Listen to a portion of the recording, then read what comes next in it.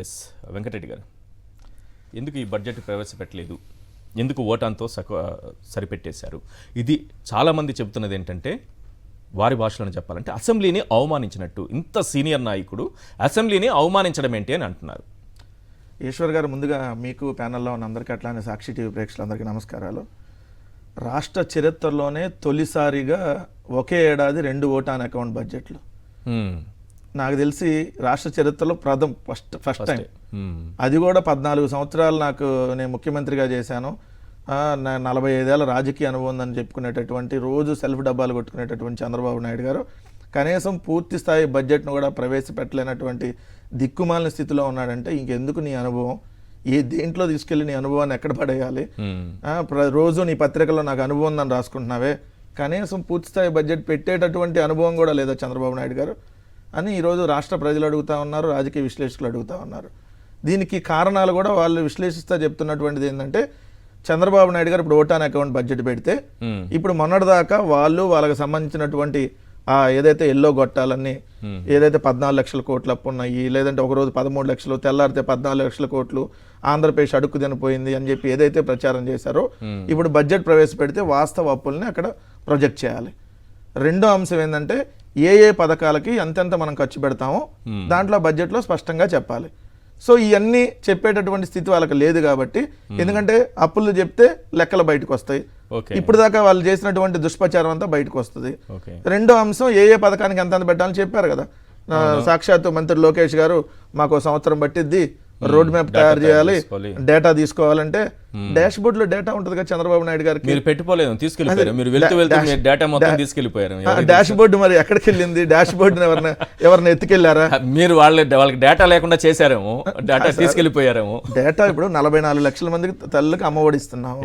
తల్లులకి అంటే దాంట్లో ఇంటూ 2 88 లక్షల మంది ఉన్నారు. అది డేటా క్లియర్గా ఉంది. అయినా అసలు ఏ పిల్లాడు ఎక్కడ చదువుతున్నాడు ఆన్లైన్లో ప్రభుత్వం దగ్గర డేటా ఉంది కదా.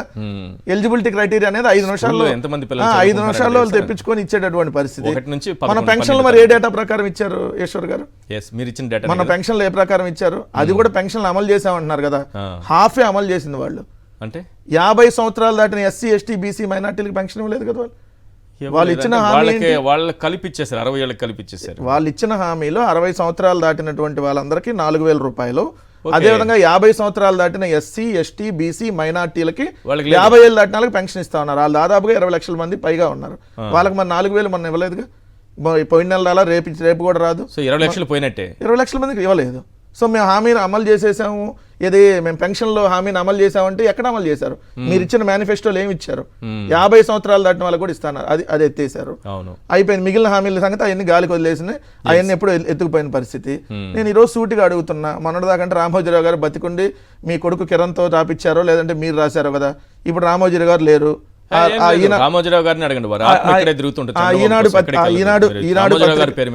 ఈనాడు పత్రిక సంబంధించి ఇప్పుడు నడుపుతున్న కిరణ్ గారిని, లేదంటే పైనుండి అన్ని చూస్తున్నటువంటి రామోజీరావు గారిని అడుగుతున్నా. దారుణాంధ్ర, అప్పుల ఆంధ్ర, అప్పుల సుడిగుండంలో అన్నపూర్ణ, అంతులేని అప్పులు ఆపేదెలా, అప్పులు ఊబిలో ఏపీ, అగాధంలోకి ఆంధ్ర.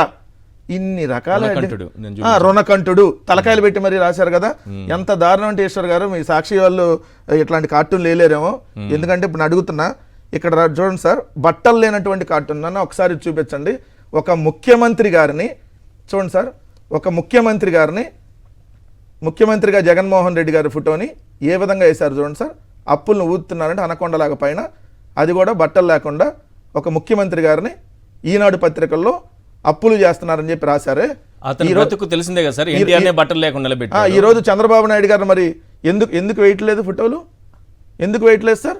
ఈ వచ్చినటువంటి 50 రోజుల్లో 12,000 కోట్లు ప్లస్ కార్పొరేషన్ ద్వారా 5,200 కోట్లు, 17,200 కోట్ల రూపాయలు.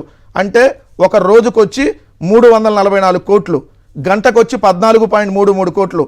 ఇప్పుడు మనం మాట్లాడుతున్న ఈ నిమిషానికి 23,88,000 అప్పు చేసినట్టు. నిమిషానికి 23,88,000 అప్పు చేస్తే ఎందుకు రాయలేదని అడుగుతున్నా. ఇప్పుడు అన్నపూర్ణ అప్పుల కుప్ప, ఆంధ్రప్రదేశ్ ఆర్థిక విధ్వంసకారుడి జగన్, అంతిమంగా ప్రజలే బాధితులు. ఇదిగోండి సార్, టిక్ టిక్ టిక్ అప్పుల బాంబు అంట. ఏం సార్, టిక్ టిక్ టిక్ అప్పుల బాంబు.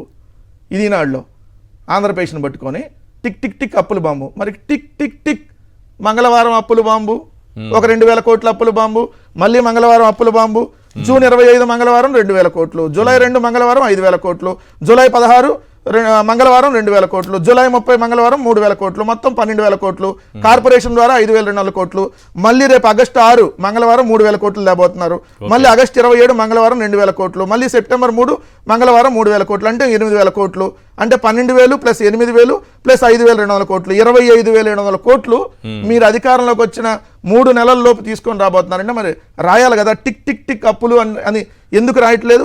ఇక్కడ రాశారు సార్, ఎంత దారుణంగా అంటే. నేను ఒక విషయం చెప్పాలనిపిస్తుంది సార్, సాక్షి పేపర్ ఎథిక్స్ విలువలు ఫాలో అవుతున్నందుకు నిజంగా బట్టలు లేని చంద్రబాబు బొమ్మ చూపించకుండా జస్ట్ అప్పుల ద్వారా సంపద సృష్టి 35 రోజుల్లో 12,000 కోట్లు అప్పు చేసిన చంద్రబాబు సర్కార్ అని వార్త రాశారు, వార్తని వార్తగా ఇచ్చారు. కానీ ఇక్కడ చూడండి సార్ ఎంత దారుణంగా ఇలాంటి చూపించండి ప్రజలకి ఇలాంటి జాతికి ఉన్నటువంటి లక్షణం ఎలాంటిది అనేది మనకు అర్థం అవుతుంది. జాతి లక్షణం అది జాతి పేపర్లోనే వస్తుంది అది. ఇలాంటి రాసి చంద్రబాబు నాయుడు గారు సార్ స్వయంగా చంద్రబాబు నాయుడు గారు ఎన్నికలకు ముందు చేసినటువంటి తప్పుడు ప్రచారం ఏదంటే ఎన్నికల 14 లక్షల కోట్లు ఉంది, 13 లక్షల కోట్లు ఉందని చెప్పి ఒక్కసారి ఇది వినిపించండి సార్, రాష్ట్ర ప్రజలకు కూడా తెలియాలి. 13 లక్షల మైక్ దగ్గర పెట్టుకో. జగన్ ఒక అప్పుల అప్పారావు 13 లక్షల కోట్ల రూపాయలు అప్పు చేశాడు. ఎవరు కడతారు? జగన్మోహన్ రెడ్డి కడతాడా? ఓడిపోతే ఎక్కడికి పాడిపోతారో తెలియదు, పట్టుకు రావాలా మళ్ళా మనం. కానీ 13 లక్షల కోట్లు మనమే కట్టాలి, అవునా కాదా అని మనం అడుగుతున్నా. ఉన్నది 7 లక్షల కోట్ల రూపాయల అప్పు అయితే 13 లక్షల కోట్లని దుష్ప్రచారం చేసి మళ్ళీ ఇంకో పత్రికల్లో మొన్న సార్ అక్కడే 4 లక్షలు కోసేసాడే. ముఖ్యమంత్రిగా వచ్చిన తర్వాత కూడా చంద్రబాబు నాయుడు గారు ఇచ్చింది చూడండి సార్, అన్ని రకాల అప్పులు 14 లక్షల కోట్లు. ఇది స్టేట్మెంట్ చంద్రబాబు నాయుడు గారు. ఆర్థిక శాఖపై చంద్రబాబు సమీక్ష, ఇదిగోండి రాష్ట్రం నెత్తిన అప్పు 14 లక్షల కోట్లు. ఇది చూడండి ఆంధ్రజ్యోతి, 5 ఏళ్ల ఆర్థిక వ్యవస్థ పతనం, 14 లక్షల కోట్లు పెరిగిన అప్పులు. ఏ 14 లక్షల కోట్లు అప్పుడు ఉన్నాయా? తప్పుడు పత్రికలు నడుపుతా, తప్పుడు మీరు బతుకంతా తప్పుడు బతుకులు బతుకుతా ఆంధ్రప్రదేశ్ రాష్ట్ర సర్వనాశనాన్ని కోరుకున్నటువంటి 2 పత్రికలు, ఏదైతే తెలుగుదేశం, జనసేన, భారతీయ జనతా పార్టీ అనేటటువంటి 3 రాజకీయ పార్టీలు ఆంధ్రప్రదేశ్లో FRBM లిమిట్కి లోబడే జగన్మోహన్ రెడ్డి గారు అప్పులు చేస్తే మీరు రాసింది శ్రీలంక అయిపోయింది, వెనుజులా అయిపోయింది. ఎట్లా చూడండి, వెనుజులా, అర్జెంటీనా, గ్రీసు దేశాల సరసన నిలబెట్టారంట. సిగరెట్ తాగడం తప్పని మనకు ఎవరైనా చెప్తే ఓహో ఆయన సిగరెట్ తాగరేమో అని అనుకుంటాం. కానీ జగన్ రివర్స్ కదా, ఎన్నికల ముందు ప్రభుత్వానికి ఎన్నో శుద్ధులు చెప్పారు, ప్రజలు నమ్మేశారు, అప్పుల విషయంలో ప్రతిపక్ష నేత హోదాలో ఆయన చెప్పాడు. ఇది ఇప్పుడు ఉల్టా సార్, మీరు రాశారు కదా ఈరోజు ప్రతిపక్ష నేత హోదాలో చంద్రబాబు నాయుడు ఉల్టా ఇవన్నీ చెప్పి బాధ్యత కలిగిన నాయకుడు ఎవరైనా ఏం చేస్తారు? ఆ పురోగతిని పరుగులు ఎత్తిస్తారు, అభివృద్ధి దిశగా అడుగులు వేస్తారు. మరి మీరు ఈ వచ్చినటువంటి ఈ 2 నెలల్లో చేసిన అభివృద్ధి ఏంది? చేసినటువంటి అప్పు ఎంత? ఈ అప్పు మీరు సంపద సృష్టిస్తానని చెప్పి నిమిషానికి సార్, ఇప్పుడు నేను మాట్లాడి 2 నిమిషాలు ఇక్కడ మాట్లాడితే అన్ని 23,88,000 అప్పు అయినట్టు మనకి. నిమిషానికి ఇప్పుడు మన గంట డిబేట్ కదా, గంట డిబేట్ కి 14,33 లక్షలు అప్పు అయినట్టు. ఈ రోజు 344 కోట్ల అప్పు, రేపు 344 కోట్ల అప్పు. మరి ఇది ఆ సంపద సృష్టించడం అంటే? ఎవడన్నా సంపద సృష్టిస్తామంటే అప్పులు చేయడానికి సంపద సృష్టి. ఇది కాక ఇంకోటి వస్తుంది, రేపు 15,000 కోట్లు వాళ్ళు నిజంగా కేంద్ర ప్రభుత్వం అమరావతికి అప్పిస్తే మళ్ళీ అదొక భారం. మీరు చేసినటువంటి అమరావతి అప్పులకి 5,000 కోట్లు అమరావతి పేరుతో చంద్రబాబు నాయుడు గారు అప్పులు చేస్తే జగన్మోహన్ రెడ్డి గారి ప్రభుత్వం దానికి 5 సంవత్సరాల్లో 8,800 కోట్లు కట్టింది సార్. ఎంత దారుణం అంటే 5,000 కోట్లు చంద్రబాబు నాయుడు రియల్ ఎస్టేట్ వ్యాపారం కోసమని అమరావతి పేరుతో అప్పులు తెస్తే సంవత్సరానికి 1,760 కోట్లు జగన్మోహన్ రెడ్డి గారి ప్రభుత్వం వడ్డీ కట్టింది. అంటే ఇంటూ 5 సంవత్సరాలు 8,800 కోట్లు అసలుకం వడ్డీ కలిపి చెల్లించినటువంటి పరిస్థితి. ఇంత దారుణంగా రాష్ట్రాన్ని దిగజార్చేసి మీరు 2014 టు 19 దిగజారిస్తే దాన్ని ఒక గాడిలోకి పెట్టి, ఎందుకంటే 100 కోట్లు ఉన్నాయి సార్, తెల్లారితే శాలరీలు ఇవ్వాలి. మే 30, 2019 జగన్మోహన్ రెడ్డి గారు ప్రమాణ స్వీకారం చేసింది. ఏమన్నా జూన్ 1న ఎవరు శాలరీలు ఇవ్వాలి, పెన్షన్లు ఇవ్వాలి, 2,250 రూపాయలు పెన్షన్లు ఇవ్వాలి. అలాంటి పరిస్థితుల్లో మీరు 100 కోట్లు ఖజానాలో పెట్టి వెళ్తే, అయినా జగన్మోహన్ రెడ్డి గారు 2 ఏళ్ల కరోనా 2 ఏళ్లలో ఆర్థిక వ్యవస్థ మొత్తం చిన్నాభిన్నమై భారతదేశం కాదు ప్రపంచం అంతా ఆర్థిక వ్యవస్థ అంతా కుదేలైనా కూడా ఏ ఒక్కరోజు పథకం ఆపలా, ఏ నెల జీతం ఆపలా. ఏదన్నా ఒకరోజు 1వ తారీఖు వచ్చేది, 2వ తారీఖు, 3వ తారీఖు వచ్చి ఉండొచ్చు, ఎప్పుడన్నా 1 నెల 2 నెలలు, కానీ ఒక్క నెల కూడా ఎవరికి జీతాలు ఆపలా. కానీ ఈరోజు మీరు లాస్ట్ మంత్ 7,000 మందికి ఎంతమందికి ఇంకా శాలరీలు అందలేదు సార్, నెల అయినా కూడా. కలిపి 2 నెలల జీతం తీసుకోండి చెప్పారంట. ఎక్కడిస్తారు? మేము అధికారంలోకి వచ్చాం కాబట్టి మీకు బోనస్ గా 1 నెల ఇవ్వమని చెప్తారు రేపొద్దున. వాళ్ళ ఎలానే ఉంటాయి. ఎందుకంటే ఆంధ్రలో ఒక నెల కోసేస్తారు. కరం కదా సార్, 5 ఏళ్ళు అనుభవించాల్సిందే. అధికారంలోకి వచ్చిన ఆనందం. అధికారంలోకి వచ్చాం కాబట్టి తీసేయాలండి. ఇప్పుడు జనరల్ గా ఇప్పుడు బయట నడుస్తుంది ఏంటంటే Right. నార్మల్ గా సోమవారం, మంగళవారం, బుధవారం, గురువారం, శుక్రవారం, శనివారం, ఆదివారం ఉంటాయి సార్ ప్రపంచం అంతా. కానీ ఇక్కడ ఆంధ్రప్రదేశ్ లో ఇప్పుడు సోమవారం తర్వాత అప్పుల వారం, దాని తర్వాత బుధవారం, దాని తర్వాత గురువారం, శుక్రవారం, శనివారం, ఆదివారం, సోమవారం, మళ్ళీ అప్పుల వారం. లేదంటే కొత్త వారం పెడతారు. మొన్న ఏదో ఒక కమ్యూనిటీకి సంబంధించిన దాంట్లో మాకు 8వ వారం ఉంటుంది అని చెప్పారు వాళ్ళు. Yes. ఇప్పుడు 8వ వారం కాదు, అప్పుల వారం అని పెట్టుకోవాలి. చంద్రబాబు నాయుడు గారిని అధికారంలో తీసుకొని వచ్చినందుకు ఒక వారం పేరు అప్పుల వారం అయింది. 8వ వారం వేరే ఉంది. మంగళవారం కేర్ ఆఫ్ అప్పుల వారం. తెలీదు, అది వేరే వారం. అది మనం చెప్పకూడదు సార్. వాళ్ళకంటే ఆ కుల గజితో మాట్లాడుకుంటారు కానీ మనం అది ప్రస్తావన ప్రస్తావన కూడా ఇష్టం లేదు కాబట్టి ఇప్పుడు మంగళవారాన్ని అప్పుల వారంగా చేశారు. ఈ రోజు మంగళవారం రాగానే గుర్తొచ్చేది అప్పుల వారం ఆంధ్రప్రదేశ్లో. ఏమైనా సరే సార్, ఒక ముఖ్యమంత్రిగా ఉన్నప్పుడు జగన్మోహన్ రెడ్డి గారిని ఆ రకంగా బట్టలు లేకుండా కార్టూన్లు వేయడం, పైగా రుణకంఠుడంటూ ఈ రకంగా బట్టలు లేకుండా సార్ రెండు రాక్షసుల్లాగా కార్టూన్ వేసి రాక్షస ఆనందం పొంది వాళ్ళు ఈ విధంగా కార్టూన్లు వేసినా సరే మీరు అధికారంలో ఉండి కూడా ఏ చర్యలు తీసుకోలేదు.